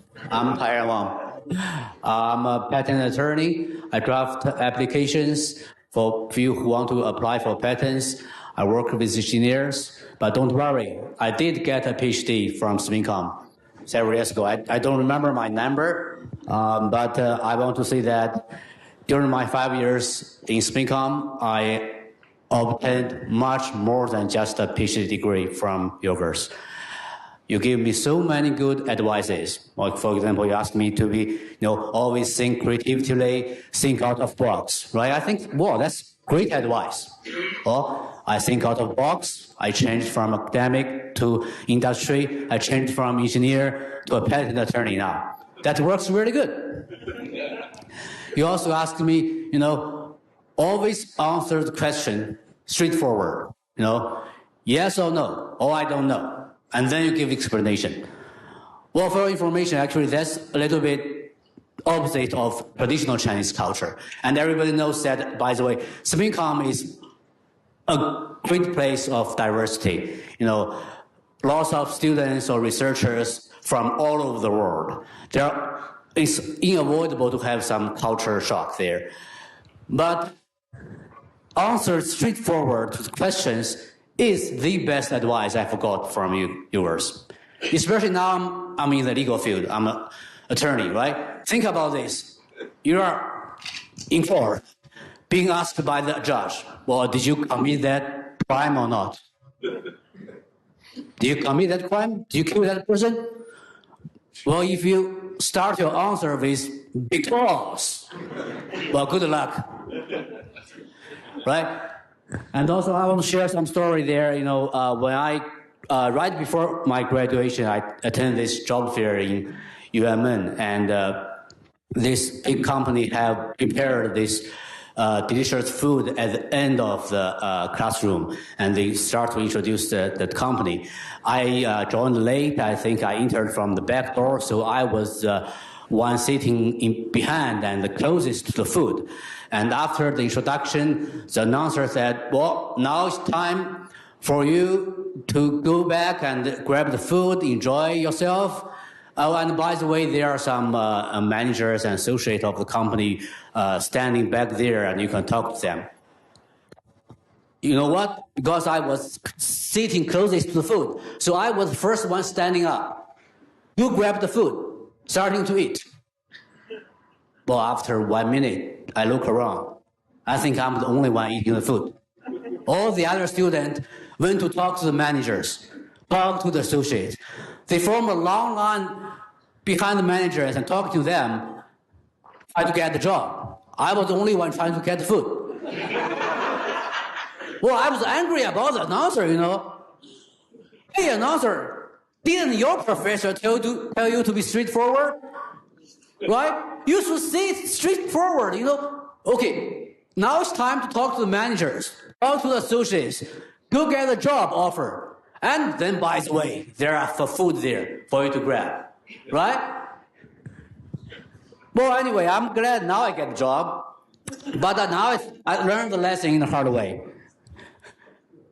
Another story, similarly, after I became a lawyer, I one time worked in a pro bono project helping the immigrants to fill in N400 form. And, I need to ask the person about many questions personally. The trainer saying that, see these questions about these applicants, height, weight, or something like that, and ask question to me. When do you think is the right time to ask a woman about her weight? Well, I thought maybe, I don't know, maybe this is the right time. This is the only right time. He said, no, never. You never ask. You just leave it blank or make a mark. Ask yourself to fill in later. Now I'm happy I get a wife. But at that time, I was thinking, well, to be straightforward or not, that is the question.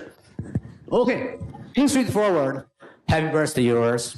I hope you keep your luck from your 6 year later in your work, in your life, with Fioni forever. Thank you so much. Thank you very much, Taiyan. And we will continue with the spontaneous comments. And anyone wants to go first? And to the interest of the time, please keep your comment brief. Okay?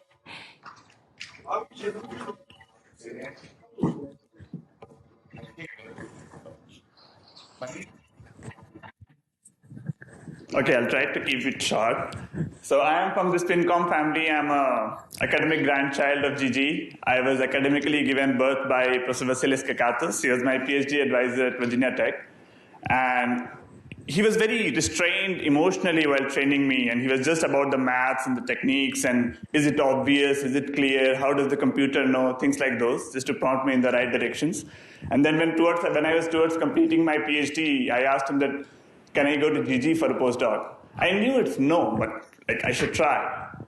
Because he was too big and it felt like I'm a finite creature and this is an infinite personality working in all sorts of fields. Will I be able to fit? Will I be able to survive? It so happened that he accepted me. And then I had a new set of doubts. So in India, we have a saying that, the palm tree is tall, but what use it is because the shadow doesn't reach the ground and a traveler cannot reach the fruits.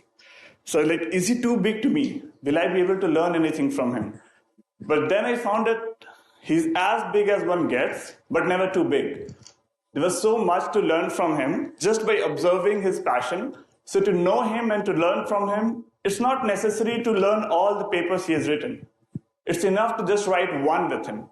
And the childlike enthusiasm and playfulness with which he approaches every single problem from whatever field, I'm confident if a medical doctor discusses a problem with him, he'll come up with a new idea. It's not about what to think. In today's time, friends, family, religion, everyone wants to change what you think. But he teaches us how to think.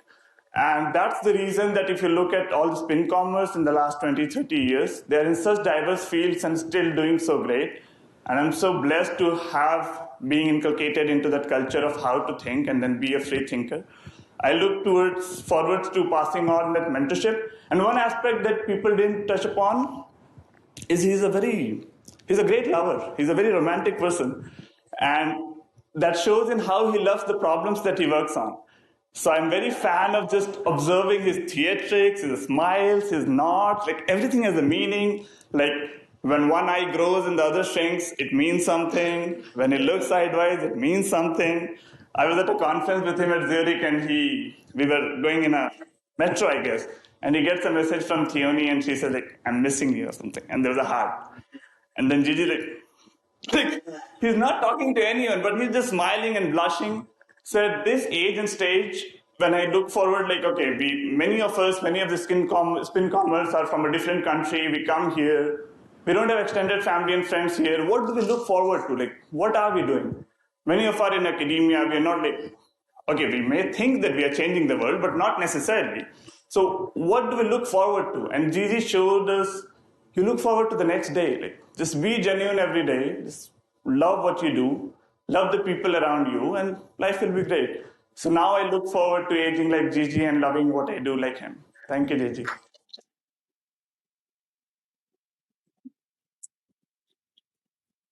Thank you. Anyone else want to say something? Sure.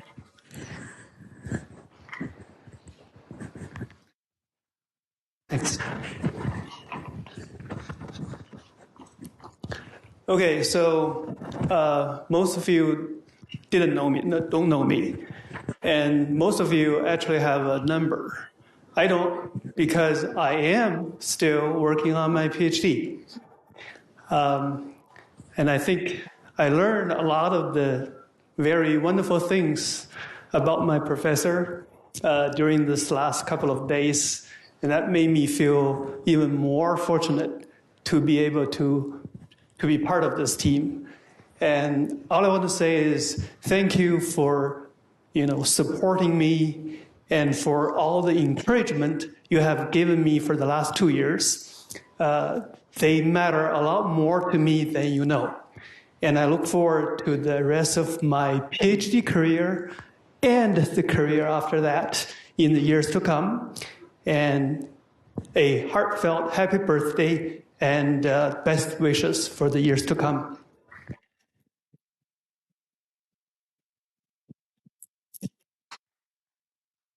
Thank you. Yeah, I will say something. I'll try to be brief. I'll make 3 comments. So first one, personally, there was an aha moment in the first half year of my PhD career. So when I joined in 1997, in one of those late evening discussions, I had this aha moment. So I forgot the exact problem, but I realized that I didn't have to think always according to the models that are shown in the paper, in the textbook. I was trained in China, very rigid, very systematic, so I thought I had always have to follow the models. So I realized that, and that had been very helpful, liberated me academically in terms of thinking. So that's first comment. Second, I want to say, Theoni and Yorgos, you have been extremely kind to my family and our families. So depending how you count it, it could be 3 or 4. And Yorgos, you know what I mean. So thank you so much. So, and I feel that very personally. So third comment. So I want to say that there are a lot of graduates from the group that have gone to industry. I just talked to my sister. So she was saying that in developing a modem for, say, iPhone, in the core systems group, there are about just 10 or 20 people. My sister is one of them who has come. She also was a graduate from the group. So she has been working for Qualcomm for 20 years in the system group. So she's one of the 10, 20 people in designing the modem chips for iPhone. For example, every iPhone has that chip. Also, Nicholas mentioned the UWB, right? So Xi Liang is here. He left. He needed to leave early. He's in Apple working on UWB chip design. So every iPhone now has a UWB chip for the iTag tracking. So Xi Liang is working on that. I just want to mention the impact of SPiNCom graduates, even in industry. Michael Satsanis is here. You know, many people in industry have made a tremendous impact. So I want to thank you. Thank you, Yorgo and Theoni.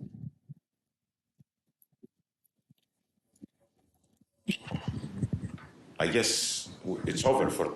I'll have comments. Absolutely, Louis, please. So I'm a great fan of these Frank and Ernest cartoons. I have a lot of them taped to my various file cabinets and so forth. And one of my favorites is that Frank says to Ernest, he says, "Frank, every time I see cream rising to the top, I get that sinking feeling." And I address that to you, Georgios, but also to all these wonderful kids here. I'm just so amazed at their intelligence, their accomplishments, how articulate they are. And the thing that strikes me most is how much they love you, and that speaks volumes.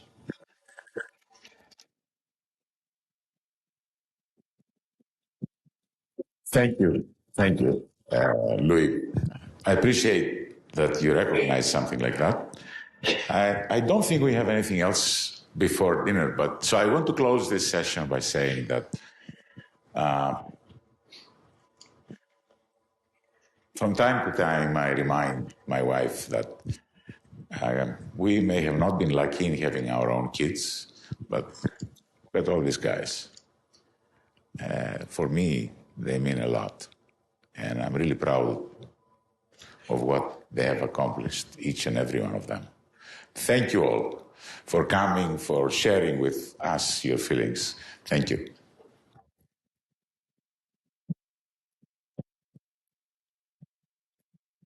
Even the individuals that have joined the group and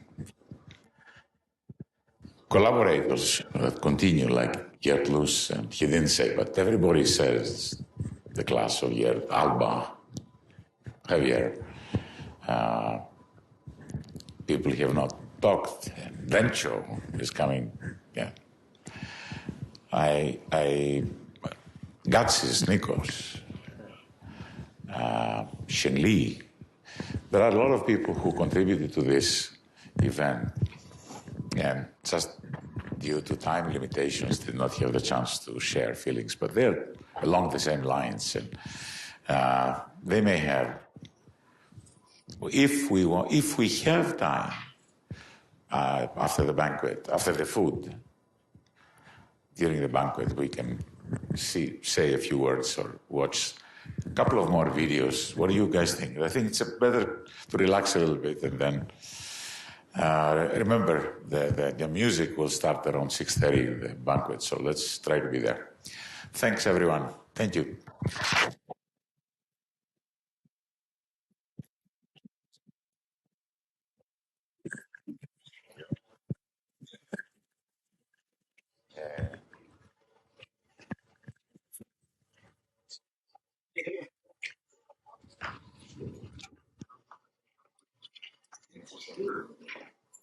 Thank you.